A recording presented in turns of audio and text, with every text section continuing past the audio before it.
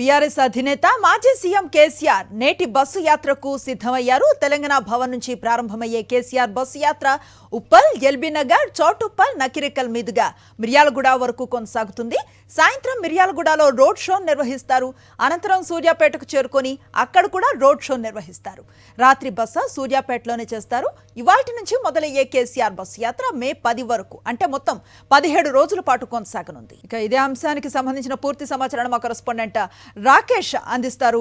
Rakesh, right Anusri, మరి తెలంగాణ భవన్ దగ్గర KCR bus యాత్ర కోసం ఏర్పాట్లన్నీ పూర్తి అయిపోయాయి. ఈ రోజు నుంచి తెలంగాణలో బీఆర్ఎస్ ప్రభుత్వం పడిపోయిన తర్వాత, కాంగ్రెస్ ప్రభుత్వం వచ్చిన తర్వాత కేసీఆర్ ప్రజల్లోకి వెళ్తూ ఉన్నారు. 4 నెలల గ్యాప్ తర్వాత కేసీఆర్ ప్రజల్లోకి వెళ్ళి ప్రభుత్వాన్ని ఎండగట్టేటువంటి అవకాశాలు అయితే ఖచ్చితంగా ఉన్నాయి. ఈ రోజు నుంచి 17 రోజుల పాటు బస్సు యాత్ర రూపంలో ఎన్నికల ప్రచారం చేయనున్నారు.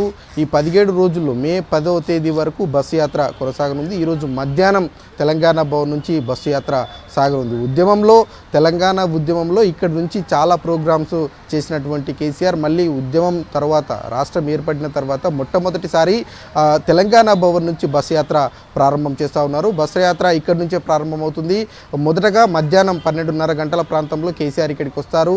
ఆయన కాన్వాయ్ ఇక్కడ ఆగుతుంది. ఇప్పటికే కాన్వాయ్ కూడా ట్రయల్ రన్లు జరిగిపోయాయి. ఇక తెలంగాణ తల్లి విగ్రహానికి పూలమాలలు వేసి నివాళులు అర్పిస్తారు. దాని తర్వాత మెయిన్ ఎంట్రన్స్ ఎక్కడైతే ఉందో అక్కడ మహిళలు పెద్ద ఎత్తున కూడా ఆయనకు ఆరతులు ఇచ్చిన తర్వాత బస్సు యాత్ర మొదటిసారిగా ఏదైతే తూర్పు వైపు గేట్ ఓపెన్ చేశారో అక్కడి నుంచి బస్సు యాత్ర బయలుదేరనుంది.